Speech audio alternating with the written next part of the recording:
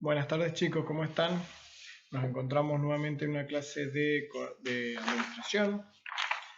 Hoy también para continuar, como hemos visto, en economía, un poco hacer un repaso, también previo al receso invernal, un repaso de los temas vistos hasta ahora en administración. ¿Para qué? Para que se saquen las dudas que tengan. La teoría en sí no es tan compleja, no tiene tantas dificultades, son clasificaciones que deben saber, que deben aprender, conceptos que deben tener claro para poder resolver distintos ejercicios. Generalmente van a tener un texto, una empresa, a la cual se la debe analizar. Como ya hemos visto en algunas clasificaciones o dependiendo del tema, lo que pueden haber es que falta información y ustedes tienen que, sabiendo los conceptos, realizar los supuestos para poder completar esa información de la empresa. Yo generalmente lo que hacía en las clases presenciales es ayudarlos a armar esquemas que ustedes puedan después estudiar fácilmente, porque esto, vuelvo a repetirles, son clasificaciones, son conceptos cortos que tienen que tener bien en claro para que, para que puedan utilizarlo en cualquier ejercicio que se les presente. Pueden enviarme o pueden enviar al grupo esquemas y yo les digo si están bien, si les falta, si están incompletos. Pregunten, consulten, reitero, para que utilicen y aprovechen siempre esos momentos de clase. Comenzamos la materia hablando de la organización, ¿sí? De los tipos de organizaciones, definiendo bien qué era una organización o a qué apuntaba esa organización, cuáles son las características que era un sistema social, que tiene que tener una estructura, plantearse y cumplir objetivos, que tiene como fin, o sea, que está relacionado a un contexto que seguramente va a influenciar en la organización y además que es un sistema social compuesto por personas, las cuales se plantean ciertos objetivos y por ello se forma una organización. Habíamos hablado de dos funciones, la función social y la económica, saber dar un ejemplo de función económica y social, siendo la función económica la función relacionada a la rentabilidad, a la búsqueda, ¿sí?, de una rentabilidad económica. Por eso se buscaba o se relacionaba al proceso de eficiencia, ¿sí? Esa rentabilidad económica que busca no solamente cumplir o estar relacionado con la satisfacción de los objetivos, sino que también está relacionado con la disminución de sus costos, ¿sí? Entonces, esos costos que cualquier organización tiene, bueno, la función económica de una organización tiende a disminuirlos para poder aumentar esa rentabilidad. Y la función social sí va más relacionada al mero cumplimiento del objetivo. Bueno, la organización se planteó este objetivo, intenta lograrlo. La organización, yo daba el ejemplo de un kiosco, bueno, el objetivo es vender, ¿sí? No importa si compro a mejor precio, menor precio, una promo, obtengo un descuento, no importa. El objetivo social es que el cliente se vaya satisfecho del lugar. Ahora, la función económica busca un poco más, que es la eficiencia, no solamente cumplir objetivos, sino también disminuir sus costos. Eso habíamos visto en la unidad 1. Habíamos visto también la tipificación de las organizaciones, como primera división, la organización sin fines de lucro y con fines de lucro. Y dentro de las con fines de lucro los habíamos subdividido en las empresas o una clasificación según la propiedad del capital, podían ser públicas, privadas o mixtas. Este es un tema, especialmente el de las organizaciones y estas clasificaciones, para que los puedan esquematizar, para que puedan hacer esquemas con 2, 3, 4 palabras importantes para poder definirla y después solamente estudiar eso, ¿sí? No tener que ir de nuevo al cuadernillo, ver lo que pinté. Bueno, requiere un esfuerzo más hacer esos esquemas, pero es una buena práctica para que puedan preparar la materia y para que también practiquen cómo van a estudiar después en la facultad. Luego la otra clasificación que teníamos era según la naturaleza de gestión, ¿sí? Según la naturaleza de gestión habíamos dicho que podían ser industriales, que podían ser comerciales o de servicio. Dentro de las industriales habíamos visto las extractivas, las manufactureras o las agropecuarias. Y a su vez dentro de las agropecuarias pueden ver las alimentarias y no alimentarias.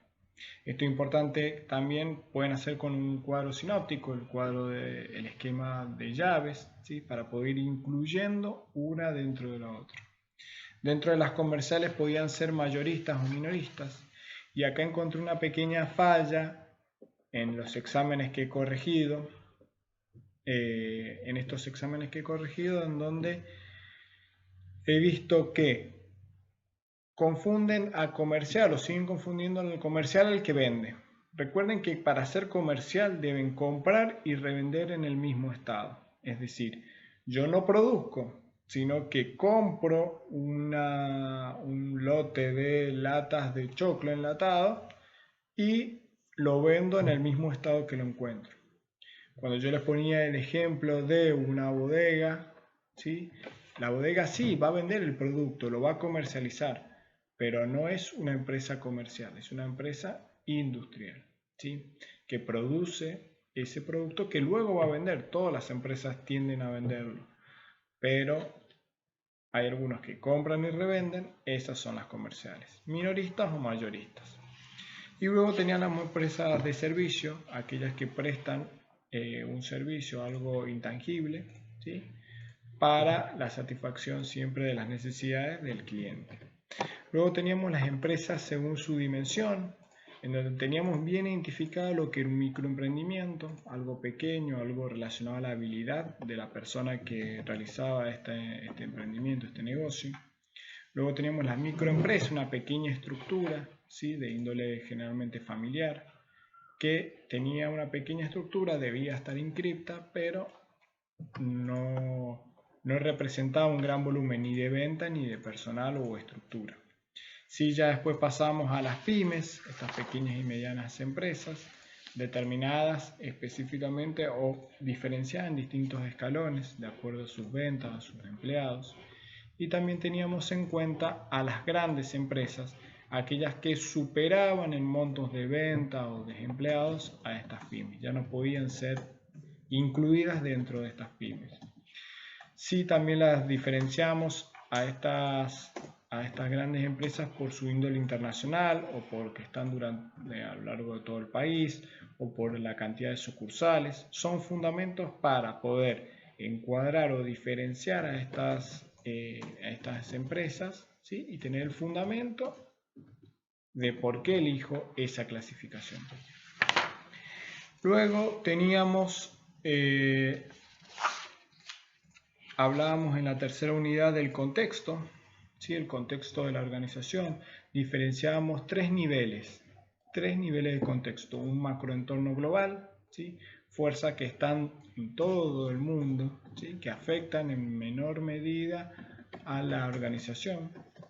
Luego, como una capa o un nivel inferior, está el macroentorno nacional, aquellos entornos económicos, políticos, ¿sí? Que afectan a la organización de manera general, es decir, no es puntualmente a nuestra organización, sino que afectan a todo el país. Teníamos ese entorno económico, dijimos político, entorno legal, entorno tecnológico, entorno demográfico, entorno político relacionado a todas aquellas decisiones de índole político que afectaban a la organización. El económico, cuando veíamos algo relacionado a la inflación, algo macro, ¿sí? Un poco también trayendo los conceptos de economía. Teníamos el entorno legal cuando veíamos algo propiamente, la formulación de una ley, de un marco, de un de un decreto, ¿sí? Sabiendo identificar en cada momento cuándo existían estos entornos macro nacionales. Teníamos también un entorno demográfico, cuando veíamos las relaciones o los números más estadísticos, más fríos, en donde veíamos cuánta cantidad de población de un sexo, ¿sí? O de cierta edad, cierto rango. Bueno, esas noticias, esos datos son de un entorno demográfico. Sociocultural, cuando teníamos relaciones importantes o que influyen a la organización en cuestiones de presiones culturales, de costumbres, de formas de vivir que de cierta manera afectaban a la organización.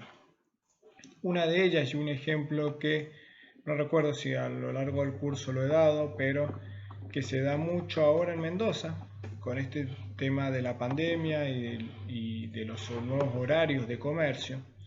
Hoy por hoy en Mendoza intentan que sea un horario corrido de comercio, pero la gente no está acostumbrada a realizar las actividades en horarios de lo que nosotros comúnmente llamamos y practicamos la siesta, ¿sí?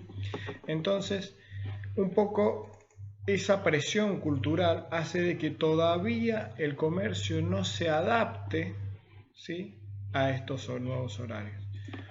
Si el corte del comercio es a las 7 de la tarde, obviamente a un comercio no le sirve cortar al mediodía y continuar la tarde porque tiene una tarde corta, ¿sí? No les rinde en cuestiones de tiempo.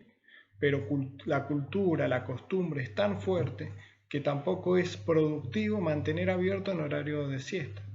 Entonces, esas influencia, que bueno, en este caso es muy mendocina, pero también es un entorno macro a todas las organizaciones o a todos los comercios que existen en Mendoza. Para que vean un ejemplo de esa presión o de ese entorno sociocultural. El entorno climático, obviamente cuando existe una gran sequía, una tormenta, una helada, que favorece y afecta de forma directa también a la organización.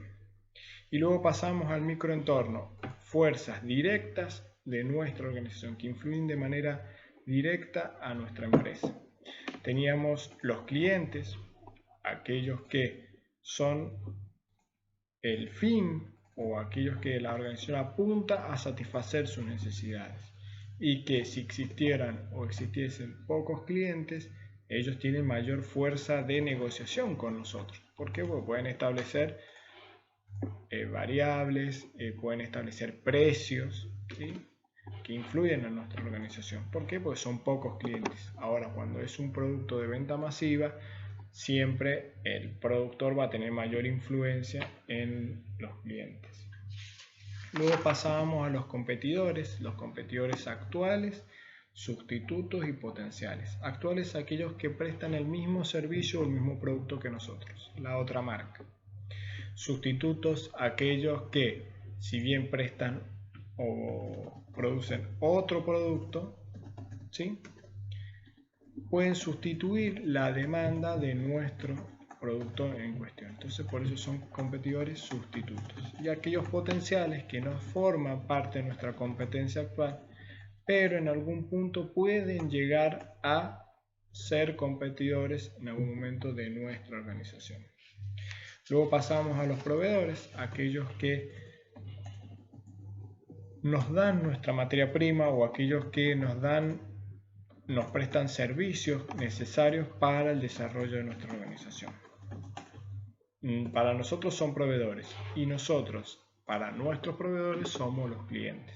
Esa es la cadena que se va estableciendo en cualquier mercado. Y por último teníamos los públicos de interés, aquellos que va orientado de distintas maneras o pueden afectar de forma directa a nuestra organización. Siempre recordando que es microentorno. Teníamos los financieros como el banco, medios de comunicación, diarios, noticieros, ¿sí?, el gobierno como público de interés, público de acción ciudadana, aquellos que tienen un grupo, dice el cuadernillo, grupos ecológicos, grupos que tienen otra intención y que pueden proteger los intereses de la sociedad. Público local rodea aquel público que está rodeando la organización, la empresa, la fábrica. Y público interno, los empleados, ¿sí? Aquellos que también son dentro de la organización, pero pueden influir de forma directa en nuestra empresa. Esto también lo pueden ver en forma de esquema, lo pueden ver en forma de gráfico para poder estudiarlo. 2, 3, 4 palabras importantes para que ustedes puedan memorizarlo, puedan, los que tengan memoria más gráfica, puedan recordar esa forma, ese esquema, ese resumen que tengan, para poder entenderlo y no volver a recurrir a todo el cuadernillo, ¿sí? Por otro lado, habíamos visto el enfoque sistémico de las organizaciones, ese proceso secuencial que toda empresa tiene, tanto en las entradas, que son provistas por los proveedores, luego las entradas podían ser el capital, podían ser el capital humano, podían ser las instalaciones, podía ser el capital financiero, sistemas de información, todo aquello que ingresa a la organización para poder formar parte del proceso. Esas son las entradas. Sabiendo también que los ejercicios nos pedían los proveedores. Generalmente no estaban marcados, bueno, o no estaban en el texto o en la empresa que nosotros queríamos analizar. Sabiendo y entendiendo el concepto, podíamos tranquilamente realizar los supuestos necesarios para poder completar todo el ejercicio. Luego teníamos el proceso como esa actividad secuencial, ¿sí? O las distintas actividades para poder llegar al producto final. Ese producto final va orientado y va entregado hacia el cliente y luego ese cliente realiza esa retroalimentación, esa respuesta positiva o negativa de cómo percibió el producto o el servicio. El cliente también realiza esa retroalimentación que es usada en la nueva entrada, en el nuevo proceso productivo. Debemos saber como organización captar esa retroalimentación del cliente para que nos sirva en los aspectos positivos de la retroalimentación, saber captarlos, saber repetirlos, saber continuamente mejorarlos, y en los aspectos negativos cambiarlos. Si el producto no fue entregado en tiempo, bueno, revisar la forma de entrega, los envíos que realizo, la forma, la logística de entrega. Si el producto llegó en mal estado, bueno, la forma de entrega también, cuidar que el envase que tiene, el transporte que ha sido utilizado, ¿sí? Y así con todas las retroalimentaciones que puede realizar el cliente, la respuesta que puede dar, tanto positivas como negativas. Y por último habíamos visto las funciones dentro de la organización. Las funciones dentro de la organización habíamos visto como la función técnica, aquella encargada de realizar todo el proceso, aquella que conoce cómo ingresa el producto, cómo se realiza y cómo se termina entregando. El aspecto técnico o la función técnica está orientada al profesional a cargo de todo el producto o de la prestación del servicio. La función financiera es aquella que se encarga del manejo del dinero, ¿sí? De cómo cobramos lo vendido, de quién autoriza los pagos, ¿sí? La función comercial es aquella encargada de vender, ¿sí?, el producto, de realizar las políticas de marketing. La comercial también es la encargada de contactarse con los proveedores, de comprar los insumos, de ver qué insumos son los necesarios, el stock de estas materias primas que necesitemos del producto o para poder prestar el servicio. La función contable también, propiamente dicha, es la de registrar todas estas operaciones, todo lo que sucede, presentar información necesaria para la toma de decisiones.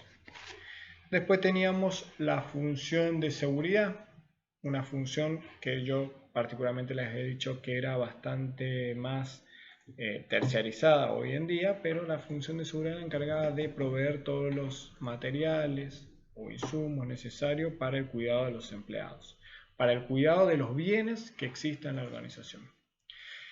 Y por último teníamos la función administrativa, que es aquella que se encarga de coordinar todas las otras funciones, de tomar las decisiones para poder llegar a cumplir los objetivos de la organización. La función administrativa no era la más importante, pero es aquella que debe saber englobar todo el proceso dentro de la organización. Hasta ahí habíamos visto, habíamos resuelto las actividades y por último, para empezar y luego continuar luego de las vacaciones, el proceso administrativo, este proceso que consta de 4 etapas de planificación, de organizar, luego dirigir y ejecutar aquello que hemos planificado y organizado y luego controlar. Es un círculo que se retroalimenta continuamente. Aquello que vamos planificando debemos saber cómo se va a ejecutar, debemos organizar esas actividades dentro de la organización. Luego la dirección, que es la puesta en marcha o la ejecución de esas actividades ya planificadas y ya organizadas, deben realizarse bajo esos lineamientos, bajo esas direcciones. Deben realizarse de acuerdo a lo planificado. Y el control, aquella etapa donde evaluamos lo planificado versus lo ejecutado. Vemos si todo lo que habíamos planificado se ejecutó, si cada una de las actividades ejecutadas se coinciden con cada una de las actividades planificadas y organizadas. Y vemos cuáles son los errores, cuáles son los desvíos de eso planificado. Eso es en líneas generales el proceso administrativo. Aquellos que estudian administración lo van a ver a lo largo de toda la carrera, más profundo, de mejor manera. Y los que no sigan administración también lo van a ver, principalmente en las primeras materias. Es muy importante que ya ingresen con estos conceptos bien sólidos en cuanto al proceso administrativo, porque lo van a utilizar y ya los van a dar por sentado, ya los van a dar por sabido. Entonces es importante que lo entiendan, que lo sepan y las dudas las pueden consultar. Hasta acá llegamos en administración, nos vemos luego del receso invernal.